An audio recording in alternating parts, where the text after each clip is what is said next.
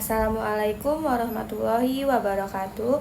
Perkenalkan, nama saya Areta Adilia, NPM 250104006 dari Prodi S1 Gizi, dan dosen pengampu Ibu Dera Elva Junita, Sarjana Gizi, Magister Gizi. Di sini saya akan menampilkan hasil kerja saya yang berjudul Metabolisme Vitamin Larut Lemak dan Analisis Biokimianya. Pengertian vitamin larut lemak. Vitamin larut lemak adalah vitamin yang dapat larut dalam lemak dan diserap bersama lemak makanan di usus halus. Vitamin ini memerlukan garam empedu untuk proses absorpsi dan dapat disimpan dalam hati serta jaringan di adiposa. Vitamin larut lemak ini terdiri dari vitamin A, vitamin D, vitamin E, vitamin K. Karakteristik vitamin larut lemak: yang pertama, diserap bersama lemak makanan. Yang kedua, memerlukan garam empedu untuk absorpsi.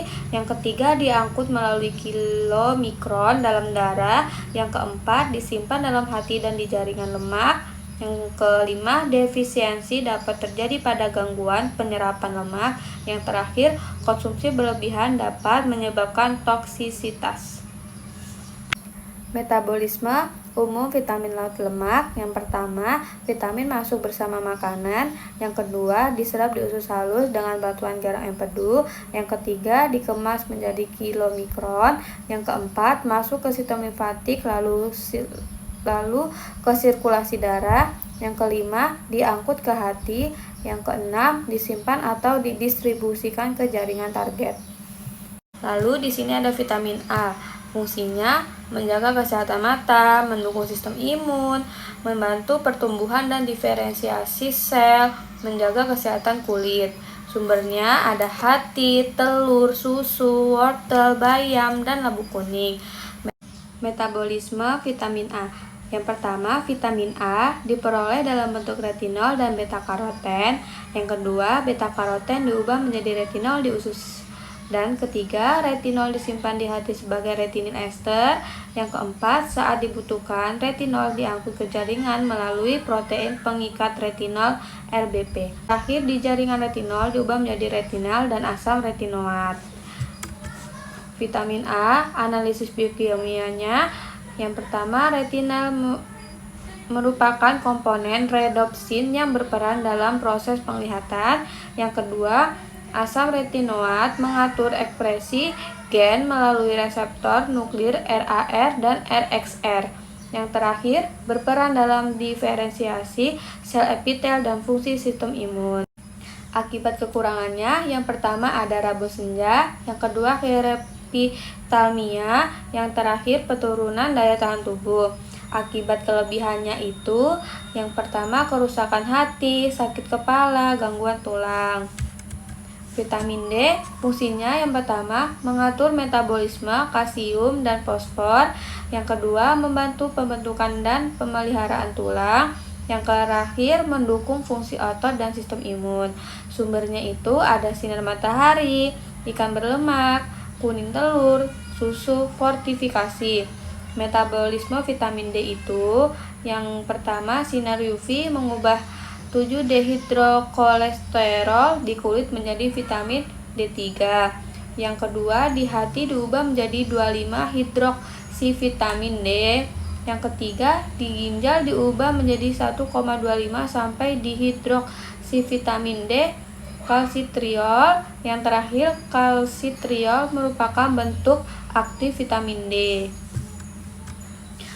Analisis biokimia vitamin D. Yang pertama, kalsitriol meningkatkan penyerapan kalsium dan fosfor di usus. Yang kedua, mengatur ekspresi gen yang berhubungan dengan pembentukan tulang. Yang terakhir, membantu mempertahankan kadar kalsium darah.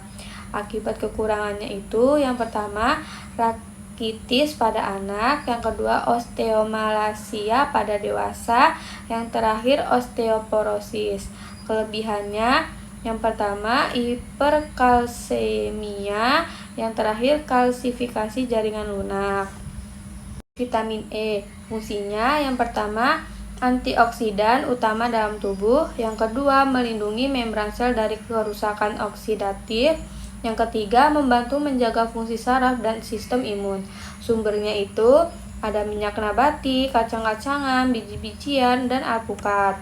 Metabolisme dan analisis biokimia vitamin E ini, yang pertama diserap bersama lemak di usus halus, diangkut ke hati melalui kilomikron.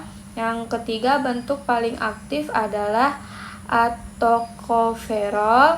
Yang terakhir, berfungsi menangkap radikal bebas dan menghentikan peroksidasi lipid.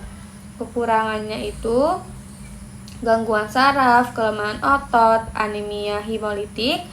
Kelebihannya dapat mengganggu proses pembekuan darah. Vitamin K, fungsinya yang pertama membantu proses pembekuan darah, yang kedua berperan dalam metabolisme tulang. Sumbernya ada bayam, brokoli, sawi hijau, dan hati.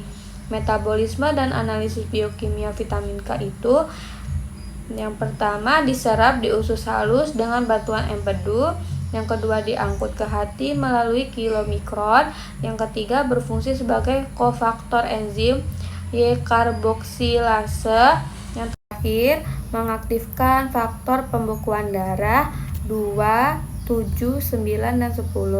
Akibat kekurangannya, yang pertama ada perdarahan, memar mudah muncul, gangguan pembekuan darah.